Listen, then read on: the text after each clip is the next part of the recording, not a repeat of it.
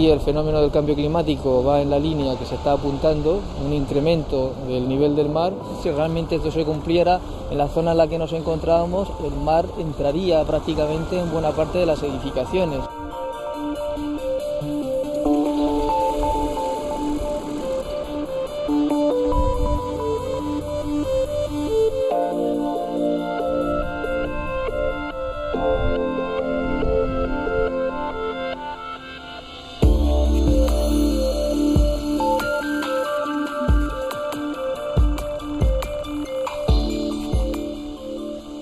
Primer año en 42 que llevo aquí en Navacerrada, observo que el pico de Peñalara y la Bola del Mundo, que como mínimo siempre se han encontrado con esa boina blanca que sí le llamamos nosotros, ese gorro blanco, que en estas fechas ya muy pasado el mes de enero no tenga nieve esos dos picos.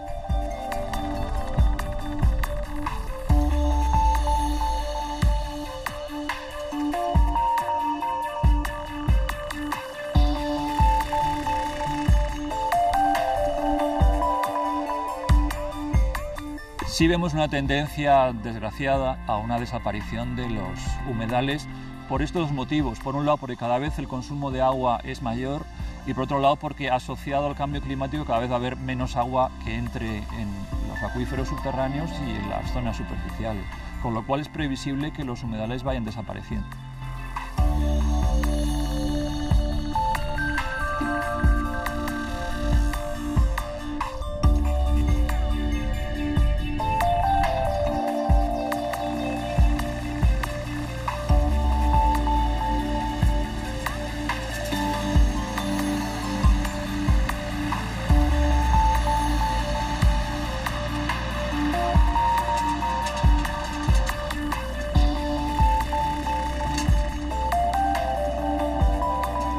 Yo preveo, si no paramos nuestras emisiones de CO2, preveo un problema muy grande, una serie de problemas muy grandes, tanto en la agricultura de secano como en lo que ha sido la reserva o la salvación española, que es la agricultura de regadío, y que se está quedando sin agua y que, bueno, la gente que tiene los regadíos dice que ¿qué hace?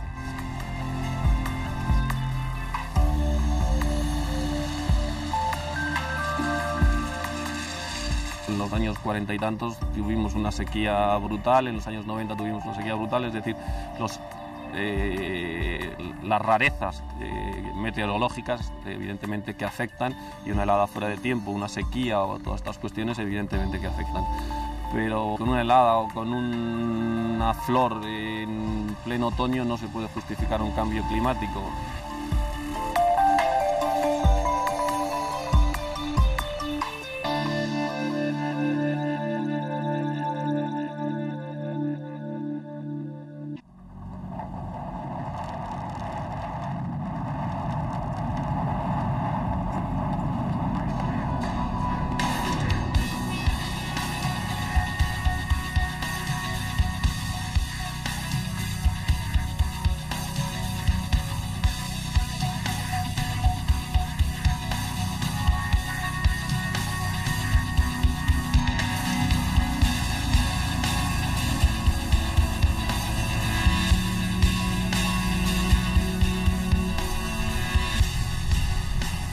La Manga del Mar Menor, en Murcia, una de las zonas cuya existencia peligra con el cambio climático. La mayoría de los científicos asegura que si no ponemos remedio, las temperaturas medias del planeta seguirán creciendo. Eso traerá el deshielo progresivo del Ártico. El mar aumentará de nivel. La manga del Mar Menor está a 0 metros de altura, entonces esta sería la primera que desaparecería. Esencialmente, si sube medio metro el nivel del mar, y esto puede ocurrir hacia los años, si seguimos por el camino por el que vamos, hacia los años 2030, pues desaparecería como manga, es decir, que el mar pasaría por encima de la arena y se uniría el Mar Menor con el mar Mediterráneo directamente. O sea que el Doñana la desembocadura del Ebro, el delta del Ebro, serían los primeros puntos de España donde cambiaría radicalmente el paisaje, donde cambiaría radicalmente la vida. La Manga es un estrecho cabo de 20 kilómetros de longitud entre el Mediterráneo y el Mar Menor. De ahí su vulnerabilidad. La Manga no existió siempre como es, ¿no? En realidad esto era una gran laguna que llegaba hasta las sierras mineras de Cartagena, en las sierras prelitorales del campo de Cartagena, que fue reduciéndose y luego un depósito de arena formó la Manga, ¿no? Si se mantienen las condiciones, lógicamente llegaría un momento en que se revertirían se volverían las condiciones iniciales, ¿no? Es decir, que se rompería la Manga y habría un acceso libre de agua entre el Mediterráneo y el Mar Menor, ¿no? Estamos experimentando recientemente unas subidas del nivel del mar del orden de entre 2 y 3 milímetros año. Esto nos sitúa que a finales del siglo XXI, pues los escenarios más probables nos sitúan en incrementos del nivel del mar entre 30 y 50 centímetros.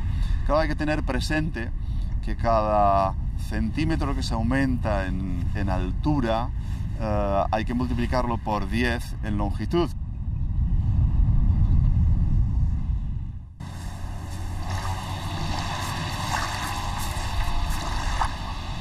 Lo cierto es que no se ha hablado de posibles soluciones en ningún momento.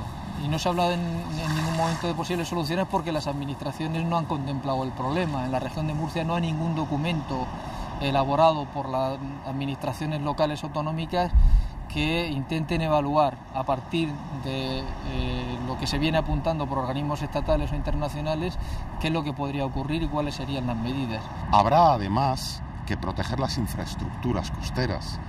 Habrá que reforzar, por ejemplo, las infraestructuras portuarias, porque con sus dimensiones actuales pues irán perdiendo esa propiedad de protección. Habrá que invertir en nuevas infraestructuras. La Comisión Europea, por ejemplo, ha propuesto actuar creando diques que contengan parcialmente la fuerza del oleaje y protejan al litoral de esa erosión, de ese retroceso. Hoy por hoy los únicos diques en la Manga son naturales. Los forma la acumulación de arena y Posidonia oceanica. Es una planta precisamente amenazada por el cambio climático. Además, la amplia urbanización de la zona ha dejado pocas dunas arenosas, otra fuente de regeneración. La primera voz de alarma sobre la Manga se dio ya hace años. Hace ya una década que desde organismos oficiales se advierte de las posibles consecuencias para estos lugares del cambio climático. Hay incluso una comunicación formal del primer director general de costas del Ministerio de Medio Ambiente, hace precisamente ahora una década, en la que se advertía que los informes del panel intergubernamental sobre cambio climático aventuraban unas consecuencias incluso dramáticas sobre estas áreas costeras como consecuencia del incremento del nivel del mar. Y llegaba a pedir expresamente a la comunidad autónoma, y lo hizo por escrito, que se paralizara el desarrollo urbanístico en la Manga e incluso se planteara a medio y largo plazo el traslado de parte de las edificaciones, ¿no? Lo que ha ocurrido en esta última década es todo lo contrario. La desaparición de las costas bajas, según algunos, será el principio del desastre, no el final. En el momento que se fundan todos los glaciares de Groenlandia, el nivel del mar subirá 6 metros. 6 metros quiere decir que llegará al altar mayor de la Catedral de Sevilla, porque el suelo de la Catedral de Sevilla está a 3 metros sobre el nivel del mar. Es decir, que en el momento que se funda Groenlandia, el agua, Cádiz dejará de existir y el puerto de Cádiz será el puerto de Sevilla. Los datos que tenemos son de que el nivel del mar ha subido muy poco. Muy poco quiere decir centímetros, en un siglo. Es decir, que a pesar de que el CO2 en el siglo XX ha subido un 30%, la temperatura media de la atmósfera ha subido 0,7 grados y el nivel del mar, nada, centímetros. En promedio, en el futuro, ya estamos en las predicciones, una vez más. Son predicciones como los del aumento de temperatura o como lo que sea. Lo más probable es que si aumenta la temperatura de la atmósfera, el mar se caliente. No mucho, porque por contacto directo no se calienta mucho, pero algo se calentará y por tanto subirá un poco el nivel del mar solo por dilatación térmica. Es verdad también que habrá hielos que puedan fundirse e ir al mar. Si estos hielos flotan, el nivel del mar no cambia, principio de Arquímedes. Si los hielos proceden del continente, entonces sí, el nivel del mar aumentará. Pero ¿dónde están los hielos continentales? Están en la Antártida. Y en la Antártida, curiosamente, los hielos del borde que flotan están ahora deshaciéndose y yéndose en forma de icebergs hacia el mar. Pero en cambio los hielos del centro de la Antártida, donde hay entre 4 y 5 kilómetros de espesor de hielo, ahí están aumentando, según todos los datos medidos por satélite.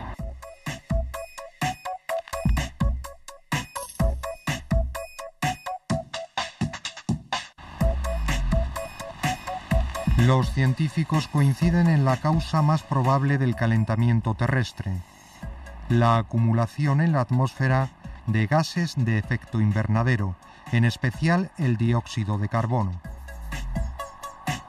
Estos gases frenan la salida de calor de la superficie. El efecto de los gases invernadero es que le hemos puesto una manta y que además la manta la vamos haciendo cada vez más gordita.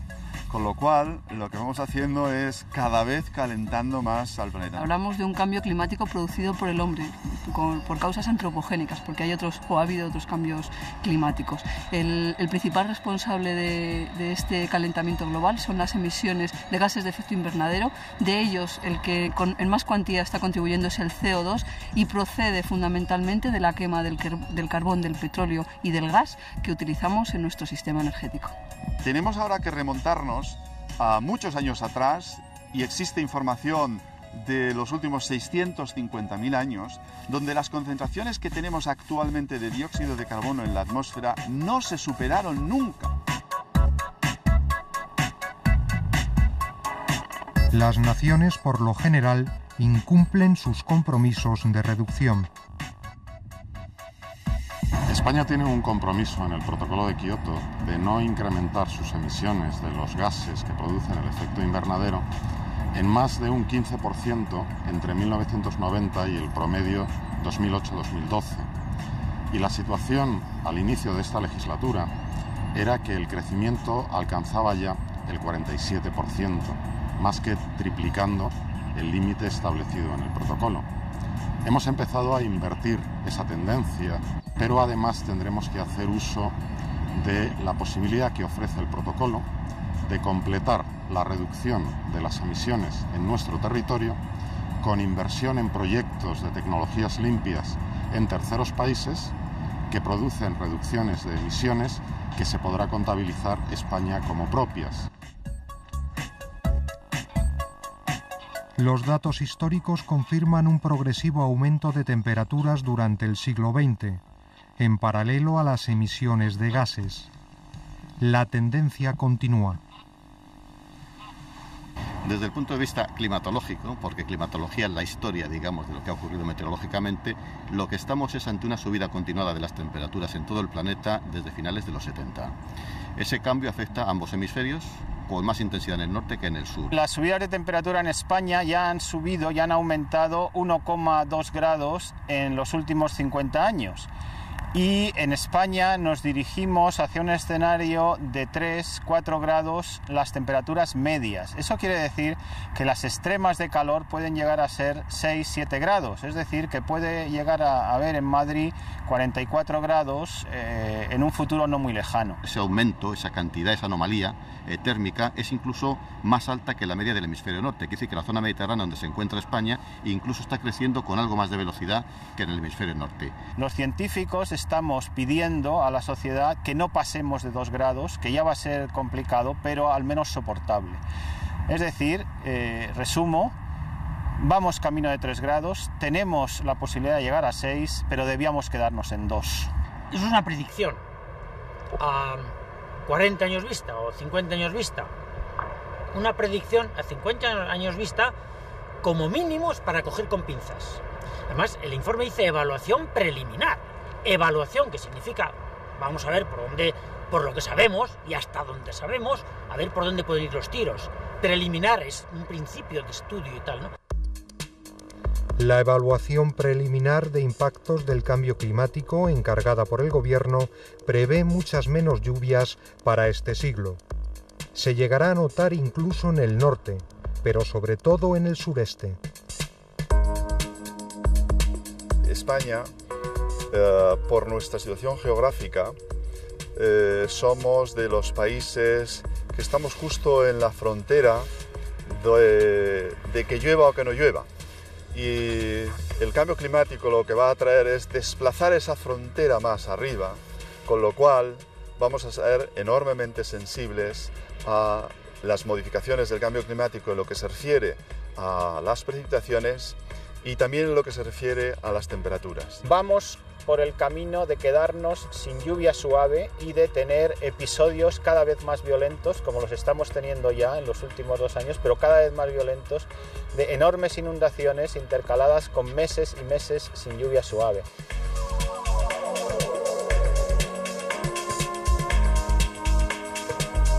El agua es un problema que tiene que ver con cómo aprovechamos el agua, no con el agua que hay. El agua que hay es la misma que siempre. No ha dejado de llover en España. En promedio llueve lo mismo que a principios del siglo XX y que en el siglo XVIII. En promedio, más o menos lo mismo. Pero el consumo de agua, sobre todo para riego agrícola, se ha multiplicado por 50 en apenas 30, 40 años. Claro, si tienes la misma agua de partida y ahora consumes 50 veces más, que llueva un 10% más o que llueva un 10% menos, en promedio, no es relevante.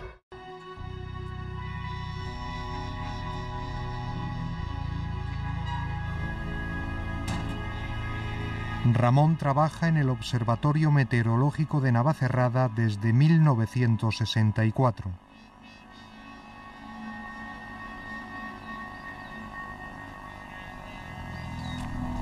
Aquí se controlan y registran las variables meteorológicas cada 3 horas.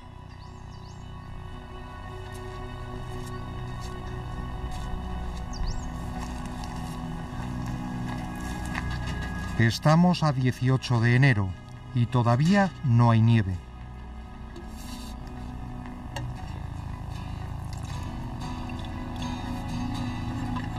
Los datos históricos de este observatorio reflejan una disminución de las precipitaciones, especialmente de nieve, en las últimas décadas.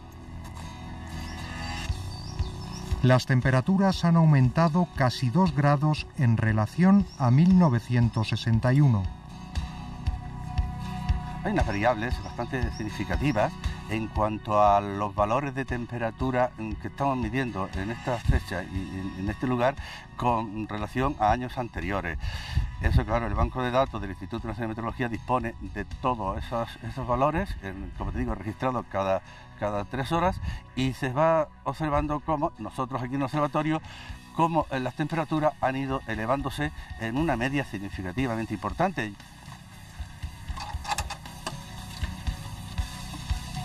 Navacerrada está participando de esa subida de temperaturas. Este año que hemos acabado, 2006, ha sido el segundo año más cálido desde que hay observaciones en Navacerrada, aproximadamente desde mediados de los 40.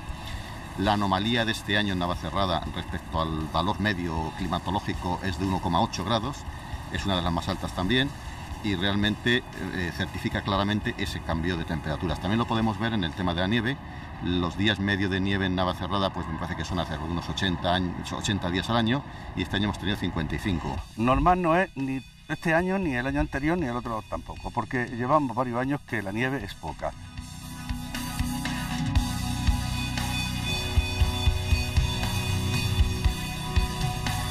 Esto que está pasando es lo que nos dicen los científicos que va a pasar.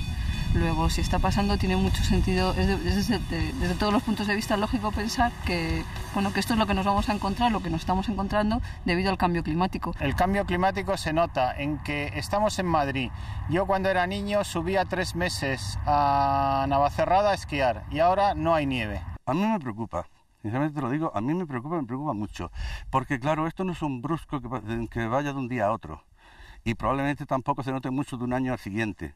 También es verdad, pero a lo largo de los años sí que estoy notando que esto es preocupante, porque verdaderamente el pensar que ya no va a hacer frío, esperemos que vuelvan los fríos en su tiempo, y sobre todo en su tiempo.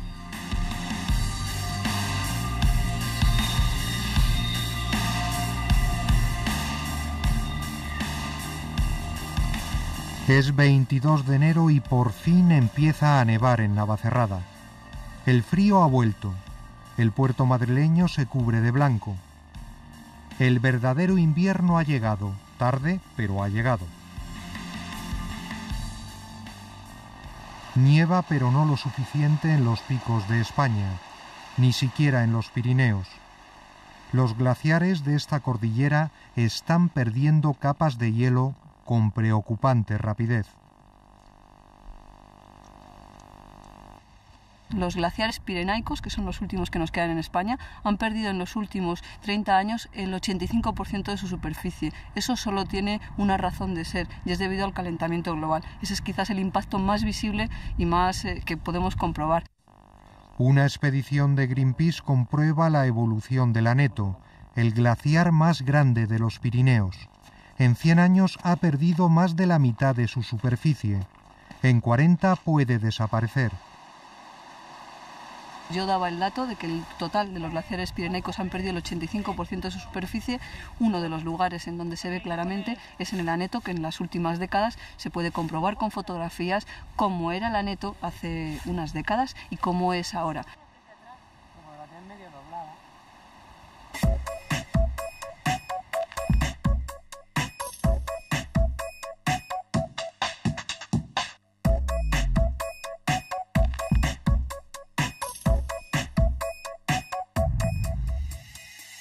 Los humedales, auténticas reservas de la biosfera, también están en clara regresión.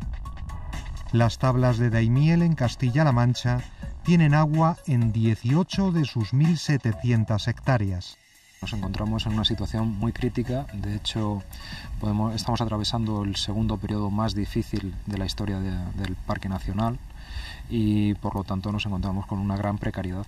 Mucha del agua que antaño inundaba los humedales, pues cada vez se destina más a usos consultivos, sobre todo la agricultura, pero también otro tipo de usos como el abastecimiento o el riego de centros de ocio.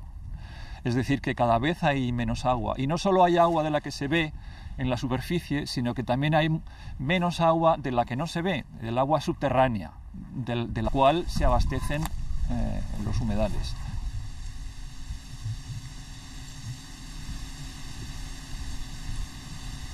O se les pone coto a este uso excesivo del agua, que en muchas ocasiones es un uso para temas completamente irrelevantes, y se pone coto y se intenta ahorrar agua, o muchos de estos ambientes que valoramos y que forman parte de nuestro patrimonio natural, pues van a desaparecer irremediablemente, ¿no?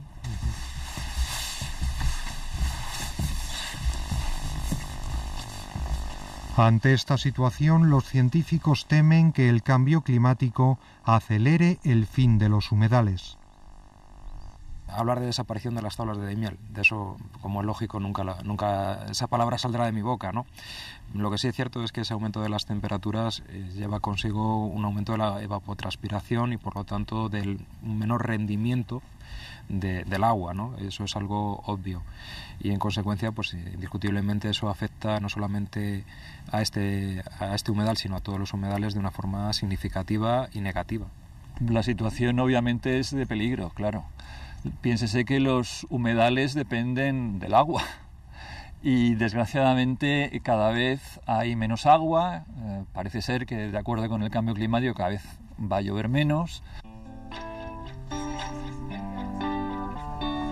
El valor ecológico de los humedales reside en su fauna y su flora.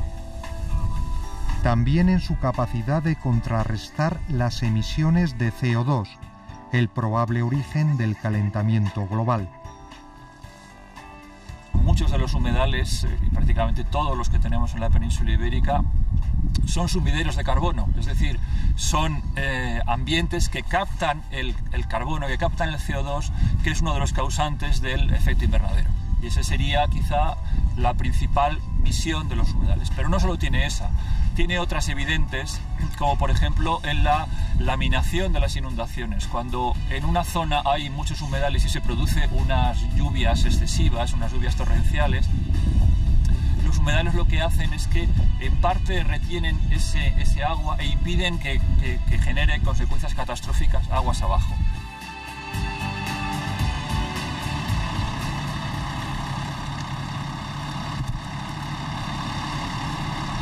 Circulamos por zonas que hace 4 años eran todavía navegables.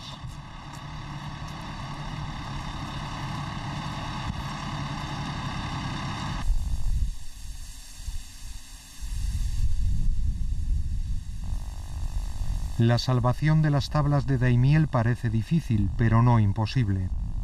Pasa también por reducir la contaminación de las aguas. El nivel de contaminación es muy alto.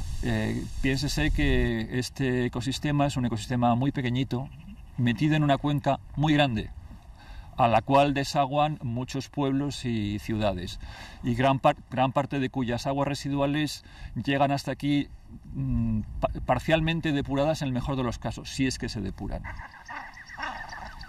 Aquí han desaparecido muchas especies. El emblema principal del parque, que era el pato colorado, antaño podían aquí juntarse 100.000, 200.000 parejas de este animal. Ahora, en el mejor de los años, a lo mejor hay 5.000 o 6.000 parejas. La planta fundamental que había aquí, que era la masiega, aquí en las tablas de Daimiel se consideraba el mayor masegar de Europa. Bien, pues es una planta que está en regresión. Y la planta que la ha venido a sustituir es el carrizo, que es una planta que crece mucho más, que produce mucha más biomasa, muchos más residuos, que contamina el agua, etcétera, etcétera. Desde el Ministerio de Medio Ambiente ahora mismo se está trabajando en la elaboración de un plan especial del Alto Guadiana que tiene como objetivo la recuperación ambiental del Alto Guadiana. Ahora mismo se está trabajando en ello y realmente este plan consideramos que puede ser la última oportunidad para una recuperación del río Guadiana y por consiguiente de las tablas de Daimiel.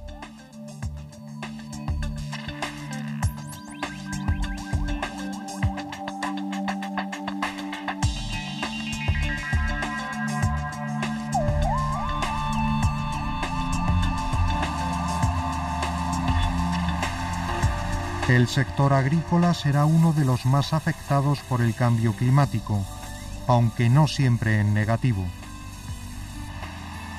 Gregorio ha dedicado toda su vida a la agricultura y la ganadería en su explotación de Valverde de Alcalá. Está acostumbrado a los caprichos de la meteorología. El cambio de temperaturas yo lo llevo viviendo toda la vida, Esto no es nada extraño para el agricultor, porque ha habido años que han venido en enero muchos hielos y otras veces han venido días de calor, que casi no es normal para la época, pero vamos, tampoco es una cosa muy rara, porque eso ya te digo que lo hemos vivido y no nos preocupa mucho. Lo que es preocupante es que estos días que han hecho de calor es lo que nos preocupa a nosotros, que estos días de calor luego nos los manden en mayo de hielos. La evaluación sobre el cambio climático en España alerta sobre el efecto dañino para el campo de las altas temperaturas y pocas lluvias. También señala un punto positivo: mayor tasa de fotosíntesis en las plantas por el aumento del CO2.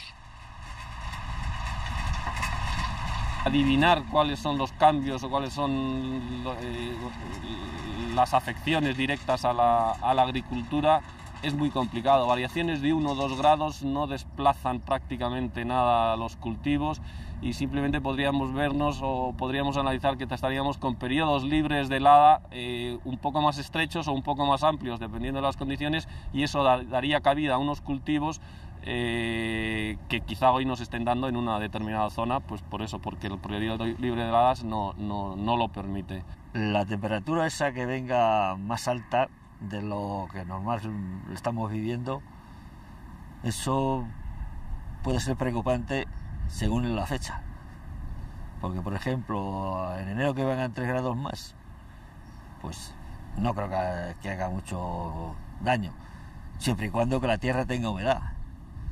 Esos 3 grados más que los haga luego en mayo, aunque la tierra tenga humedad, los grados que suele hacer en mayo más 3 grados más, eso es preocupante, porque entonces el cereal lo agota. Los científicos hablan ya de que se avecina un problema grande, el fin de nuestro modelo agrícola. Las tierras que viven de la lluvia pues dejarían de ser productivas, se convertirían en barbechos, y las tierras que viven del regadío pues tendrían enormes problemas porque, como está pasando en Murcia, es decir, que la cantidad de agua que se necesita para esos regadíos no existiría en España.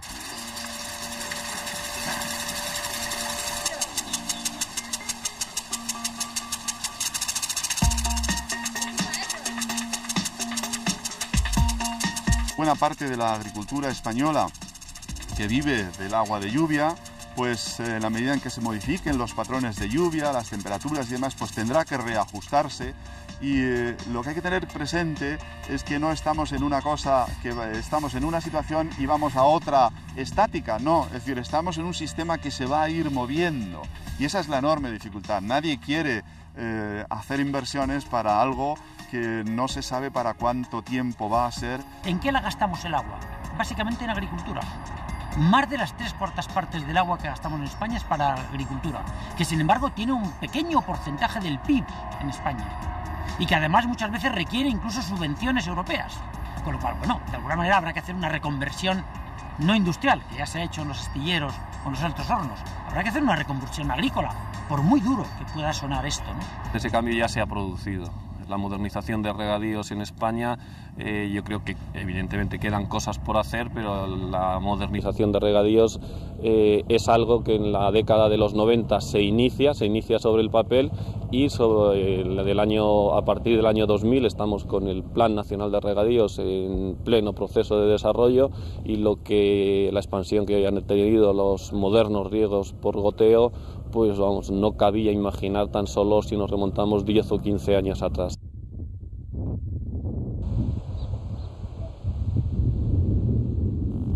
La discusión inmediata es la de si ante el cambio climático se debe fomentar o no el trasvase entre distintas cuencas. El acueducto Tajo Segura sigue siendo objeto de polémica.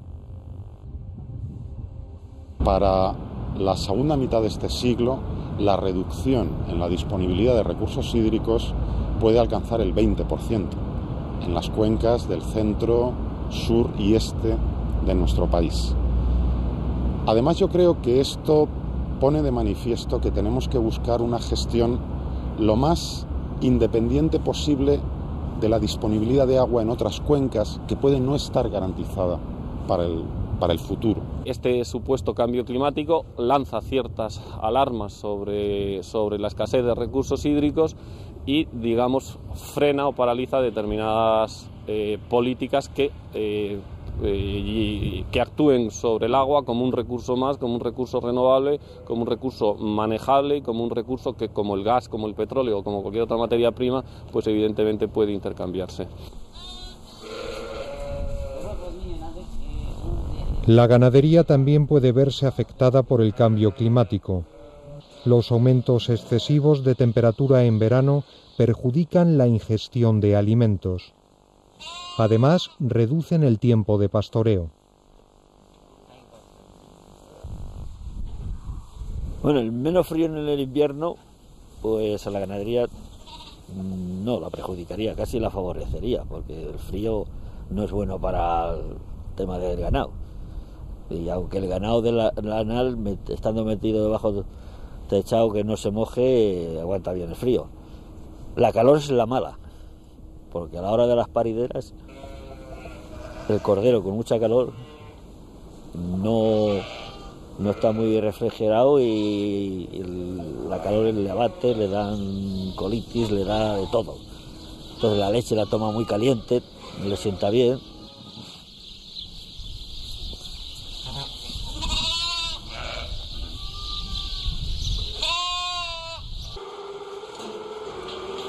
Las altas temperaturas además hacen prever a los científicos un incremento de los procesos parasitarios e infecciosos en los animales. Todo esto tiene también una lectura económica. si hemos invertido en una granja de pollos y resulta que tenemos unas olas de calor del tipo que tuvimos en 2003, con que me coja una ola de calor cada de vez en cuando arruina mi granja de pollos porque simplemente se me mueren. Luego no puedo tener allí granja de pollos, ¿no?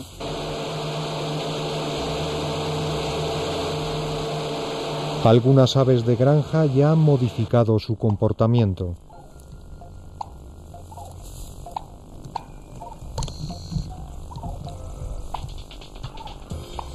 Esta pava ha adelantado su apareamiento y puesta. Las temperaturas primaverales de principio de enero se lo han permitido.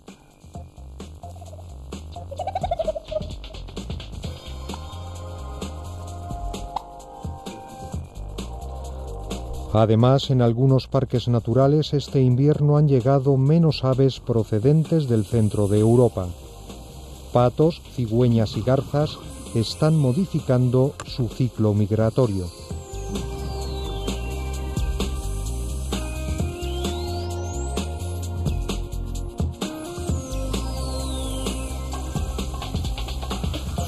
Los ecosistemas marinos también están amenazados por el calentamiento global. El índice claro de que se produce un cambio climático es que se produce una elevación de la temperatura y por consiguiente de la salinidad, ¿no? Precisamente el Instituto Español de Oceanografía tiene un proyecto de investigación que se llama Radiales, en el que estamos registrando temperaturas desde hace muchísimo tiempo, ¿no? Concretamente en Murcia, por ejemplo, en la última década la temperatura media del agua de mar costera, porque el agua oceánica sería otra cuestión, ha subido 3 décimas de grado, que eso, teniendo en cuenta la cantidad de energía que se necesita para calentar el agua, que es muy distinta a lo que es los sólidos, por ejemplo, es una elevación muy apreciable. Los científicos se toman muy en serio el futuro de las praderas de Posidonia, una planta sensible al calentamiento. Se trata del hábitat y alimento de muchas especies marinas. Su desaparición es una de las amenazas para la pesca. La productividad marina, sobre todo en los mares del norte, va a disminuir. Las especies se van a desplazar hacia el norte como consecuencia del incremento térmico. Eso ya está visto, es decir, ya se sabe que eso está ocurriendo, no hay que esperar, ya se tienen datos de ello. Aguas más cálidas favorecen la entrada de especies de origen tropical, como pueden ser algunas algas alóctonas, como el género Caulerpa. Y también tenemos evidencia en determinados tipos de peces, algunos procedentes del Atlántico y otros procedentes del Mar Rojo fundamentalmente, que están colonizando el Mediterráneo debido precisamente a que las condiciones del Mediterráneo de alguna forma se asimilan a las de sus lugares de origen. Altas temperaturas en el Mediterráneo, malas también para el turismo. Un estudio de la Comisión Europea prevé la pérdida de turistas en nuestras costas en las próximas décadas. Irán al norte de Europa, donde los efectos del calor serán menos devastadores. Hasta quizá un 15% del PIB depende nada menos que de los recursos turísticos. Nadie ha financiado estudios turísticos, los empresarios no se han preocupado de este tema, no tienen ningún interés por este tema. Bueno, pues no deja de ser verdaderamente sorprendente que una de las, quizás la segunda o la tercera potencia mundial turística, pues le haya dedicado tan poco interés a un tema tan capital. Los veranos del siglo XXI serán parecidos al del 2003, con su recordada ola de calor y sus problemas para la salud. Los humanos nos morimos con el calor.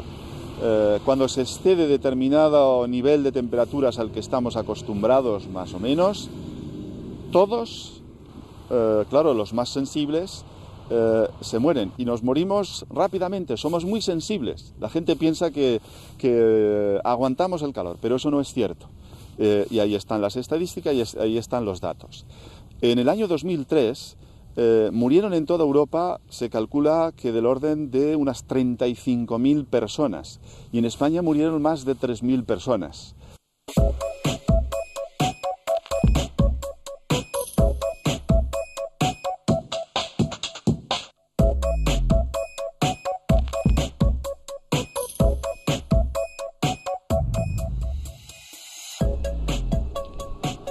La solución a las emisiones de CO2 y a los problemas del cambio climático es clara: fomentar las energías renovables y moderar el consumo, cambiar el modelo energético. En teoría es posible. Nosotros hemos realizado un estudio sobre el potencial de las renovables en España y, centrándome más en la Comunidad de Madrid, un sumidero de consumo de energía, el potencial de energías renovables de nuestra comunidad podía abastecer hasta 8 veces la demanda eléctrica de esta comunidad y hasta más de 2 veces la demanda de energía total. Una comunidad autónoma que, como digo, es sumidero de energía y además excluyendo de ella todo aquel territorio que esté protegido o que no sea compatible con el uso de estas energías, que es mucha cantidad de este territorio. Las renovables producen hoy no más del 6% de la energía que consumimos en España. La eólica es la más desarrollada. España ha progresado mucho, por ejemplo, en energía eólica. Somos uno de los países del mundo con más potencia instalada, con más dinamismo empresarial en el área eólica, pero podemos hacer nuevos esfuerzos en energía solar, en biomasa, etc. Un megavatio eólico en el año 90 costaba aproximadamente entre 6 y 7 veces más de lo que cuesta ahora. Bueno, pues ¿por qué se hizo? Porque efectivamente hubo unas políticas serias de desarrollo de renovables, firmes también y claras para los agentes que estábamos en este sector. La Unión Europea ha revisado sus objetivos de uso de renovables. Hasta ahora estaba fijado en un 12% del consumo para 2010. Lo ha ampliado al 20%, pero para una década después, el 2020. Europa ha puesto ahora el objetivo del 20% de forma tímida también, es decir, no ha tomado ninguna medida, lo único que ha alargado la etapa para el año 2020, ¿para qué? Para no verse en la vergüenza de pedirse a sí mismo explicaciones de por qué no se logran los objetivos que se pusieron para el año 2010. Lo que pasa es que muchos de nuestros políticos, tanto de Europa como los españoles, tienen una visión cortoplacista del tema y, claro, pensando en elecciones de cuando sean, no de un año, ni de 3 o de 4, pues a lo mejor las medidas no son tan populares como las que tenían que tomar, y ese es el problema también. El uso del biodiesel, por ejemplo, es ínfimo en España. Es un biocarburante a partir de productos agrícolas y es compatible con todos los coches diésel. Se suprimió los postes de la gasolina antigua conocida como súper. Pues hemos perdido una oportunidad muy grande para que se hubiera obligado a que todas las gasolineras hubieran incluido esos postes que quedaron libres y esos almacenes en las gasolineras para que hubieran sido biodiesel. ¿Por qué no se hizo esto?